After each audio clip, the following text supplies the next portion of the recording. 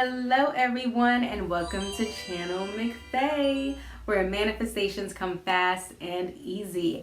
My name is M.c.F.a.E, but you can go ahead and call me Yay. Now, if this is your first time tuning into this channel, please make sure you go ahead and like and subscribe while we, you and me, take this journey to raise our consciousness by bettering our lives and achieving all of our goals through law of attraction principles and self-discipline.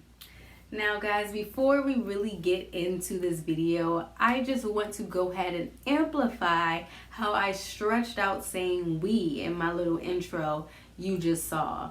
This is a journey that you and I are both on. I don't ever want to make it seem like I'm coming off like, oh, I have my life together, this is what I do, set goals, follow the right mindset, and my life, everything I want is manifested. That is soon to come for sure, but right now it is a process for me. It's going to be a lifelong process, and I am learning just as well, and I want to share my journey and what worked for me with hopes that we can both reach that internal divine greatness that is within all of us. I reach my goals and it's a wonderful feeling. So all I want to do is spread that knowledge, add value with hopes that you can reach your goals too. And like I said, we can get this money in 2020, be successful. Today I want to share about how I set my goals back in like October.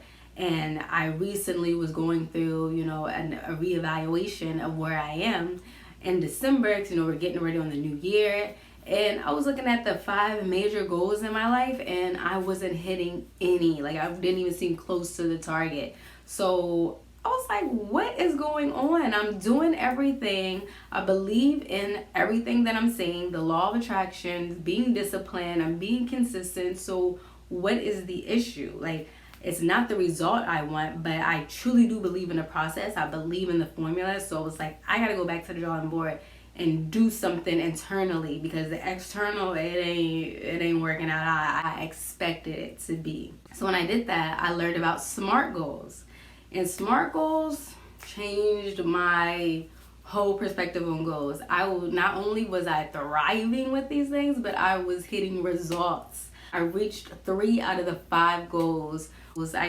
February in 2 months. My deadline with reaching my goals was in April. I gave myself 6 months to hit these goals. I checked back within 2 months and was like, this ain't it.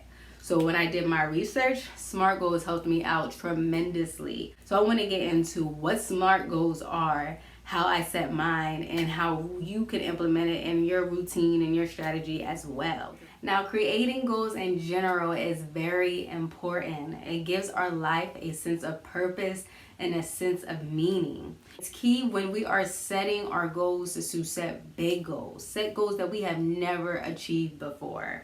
The biggest mistake when we set big goals is that people get intimidated by them. They base it on their current circumstances or past experiences, and they tend to scale back on how big they want it to be because they do not want to reach failure. For example, you have a goal that you want to save $10,000 by the end of the year, but your job, currently you're only bringing in about $30,000, so you don't really see that being attainable, don't really feel like you'll be able to achieve it, so you scale back on the goal. That is the biggest mistake when it comes to setting goals. Another one is that we do not write them down. Studies show that 82% of people that write down their goals have a higher chance of hitting the goal and getting the results than people who do not write them down. And it's because when we write them down, when we actually take the time and write them down, we are sending a neurological message to our brain to focus on this one thing. And if we do that process every single day, it then gets our whole body, our brain, and our emotions aligned. That is the manifestation process. And it's also important that when we're setting goals, we have to set those goals that make us nervous. So ones that give us anxiety, ones that when we're writing it down, we don't even understand how. We don't even know what to really write. But what that does is makes your mind think. It gets its juices going, and you come up with ideas. And all of those ideas, one of them got to stick. And that's how you get your brain to going to setting your goals. So first, key point is knowing how important goals are before you start to set them using the SMART technique. Now, SMART is just an acronym. SMART stands for specific, measurable, attainable, relative, and time. So these are the key 5 things to focus on when you are setting and writing down your SMART goals. Now, the S in SMART stands for specific. We have to be concise and clear in detail when we are writing out our goals. It gives our brain instructions on what to focus on, especially when we're writing it down, we're then writing it in the subconscious. But we have to know what we're focusing on. You cannot just say things like, I want to lose weight, or I want to save some money, or I want to have a passing grade. You know, it doesn't really give the brain anything to focus on, because if you want to lose weight, like, how much is weight? What's your idea of weight? You can lose 1 pound. Like, are you good? Is that okay? Or you save some money. Like, what is saving money? Like, I'll save you $2 at the store when you buy your groceries. That's good? Like, you hit your goal? Like, is that what you really want? Or you want to have a passing grade? Like, okay, I think D is now passing, right? Like, you can pass this class with a D, so is that what you want? More than likely, that's not what you want. We have to be specific when we are writing our goals. So instead of saying I want to lose weight, say I want to lose 20 pounds by the end of the month. Or I want to have a 97% in this class by the time the semester ends. You know, it's best to get specific, because when we do, it gives our brain something to focus. We now have a vision that we can attain. We now have a vision of where to start. And with that end in mind, if that's what we want, it's so much easier to work backwards. So when we get specific and have the end in mind, which then makes us able to work backwards, we then have the vision. We're able to see what needs to be done. That can bring us to the next acronym, which is the M, that stands for measurable. Making sure that the goal can be tracked in its progress. So when we make these goals, make sure that we have a strategy, a plan written out for them. So going back to the example, if let's say that you get specific and say you want to lose 20 pounds by the end of this month. All right, so how we can be able to measure that is, say, like, maybe you want to lose 3 pounds a week, depending on where your deadline is. It's best to break it into little baby goals. Setting baby goals or little milestones like that give us a sense of motivation and achievement when we do actually hit it. So it helps us keep our ambition and our drive up when we are going towards and moving forward our goal. Same goes for if you have a goal of reaching 97 in a class and you have 2 tests coming up, and these could have a great impact on your grade. Doing the math and figuring out that you cannot get less than an 82% on this test in order to stay on track of your goal of reaching a 97 grade average. You know that you have to put in the work. You know what chapters you have to read. You know how many pages you have to do. You know how much time you have to put in studying. If you have to take mock tests or set up some note cards, some flashcards in order to reach 82% so you can hit your grade average. When we set with the end of mind, getting it specific, we're then able to measure it and track our progress and see where we are in attaining it, which brings us to the next acronym in SMART. So the A in SMART stands for attainable. Understanding if the goal is even attainable. And I'm all for reaching for the stars. You know, you reach for the stars, you may land on the moon. But setting goals way too big that aren't really attainable can get depressing. It can lower the self-esteem and, you know, make you not want to try on the goal at all. That's why it's very important to be very mindful of what is attainable or not. So going back to my example of when you're in class and you will have a 97% grade average, that is your goal. You're trying to reach a 97% grade average. but right now you're currently like at 50%. And the class ends in 2 months, and there's only 2 big tests coming up, and both of them, if you get a perfect score, still would not bring your grade up to 97.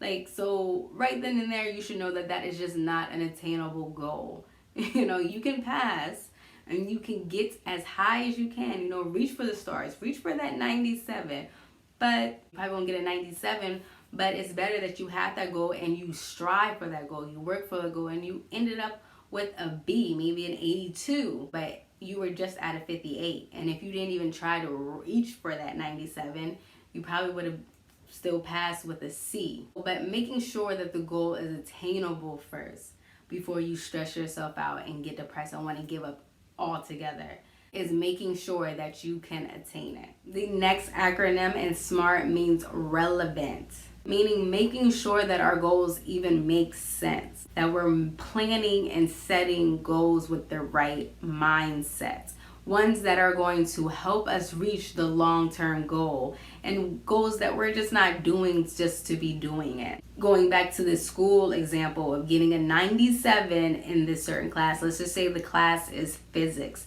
and you have a long-term goal of being a doctor of some sort, and you have a goal of getting an A in all of your classes at the time. Now, let's say you're currently on a B scale on your PE class, and you're not at your goal at your physics class, but they both present themselves with an opportunity for extra credit. I know you have a goal of passing all of your classes, but which one is relevant right now? You're not going to put more time into passing your PE class when actually hitting your goal and passing the physics class is going to better your decision and building your career and reaching your long-term goal. So when making our goals, it's best to make sure that they are relevant. It's good to prioritize and not have too many goals that are going to spread you thin.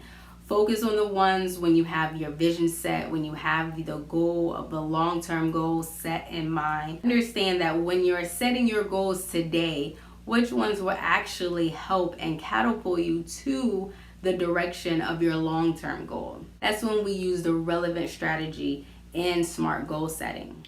Now, the last acronym in SMART goals is the T, and T stands for time. And time is very, very important when you're setting a SMART goal. It's best to put a deadline on it, because when we put a deadline on our goals, it creates a sense of urgency. Now, I don't know about you, but I personally, have had 2 months to do something, but I'll be waiting until like the last 2 weeks, and then I'm like on it. Like I'm focused, laser focused, because I got to get this done. I've done that too many times with work and school, but it works every single time. So it's best to have that same type of energy and mindset when setting your goals. So if you have a goal that you want to lose 20 pounds and not have a deadline at the end of it, you're probably going to stretch that goal throughout the whole year, and you're not really going to track it. You're not really going to get any results. You're not really going to achieve and feel good about it. But if you have a deadline on that goal, maybe you want to lose 20 pounds within the next 2 months, you're then going to get focused. Start creating a meal plan, start knowing what to actually work on, what areas to work on, what to eat, what to lift. You now have a sense of urgency on how to reach this goal because you put a deadline on it. So using SMART goals is how I have been personally able to reach my goals 3 months before the deadline. I was able to reevaluate them and switch it up when I applied these strategies. When I made them specific, measurable, saw if they were attainable, saw if they were relevant for my long-term goals, and when I got them on a time-bound schedule. Created a deadline, which then created motivation and urgency within me. I hope these ideas worked. If so, please share with me some of your goals. How did you create them and transform them into a SMART goal? And yeah, I hope you love this, guys. I hope it added value, and I will see you next week.